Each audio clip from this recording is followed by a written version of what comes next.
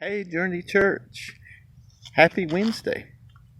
I'm Jeff Mault, one of the elders at Journey Church. I'm here outside, and it's just such a beautiful day. There's not a care in the world. The weather's great. Everything's growing. It's just so beautiful. But not everybody feels that way. As humans, we tend to want to have control over what's going on in our lives. I know that's the way I am a lot of times. And these days, it's not so easy to feel that way. I heard somebody recently talking about a documentary they had seen on TV about global warming.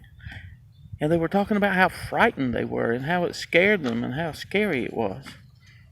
I also hear people talking about the COVID-19 virus and how much worse it's going to be this winter and how upset and nervous and scared they get. But sometimes it seems like God has abandoned us and has left us alone. But in Colossians chapter 1, Paul reminds us who's really in charge. He says in Colossians chapter 1, verse 17, talking about Jesus, he says, Jesus is before all things, and in him all things hold together. And Jesus tells us himself in Matthew chapter 6, do not worry about food or clothes. God takes care of the birds and the lilies of the field and the flowers. Surely he'll take care of us. But you see, God is still in control. He hasn't given up. He hasn't left the throne.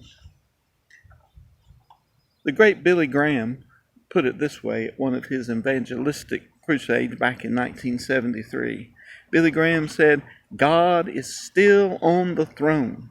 I don't put my trust in Washington, D.C. I don't put my trust in the United Nations. I don't put my trust in myself. I don't put my trust in my money. I don't put my trust in anything else. I put my trust in the Lord Jesus Christ. When all the rest of it fails and crumbles and shatters, he'll be there. As the grand old hymn states, my hope is built on nothing less than Jesus' blood and righteousness. Jesus is the cornerstone.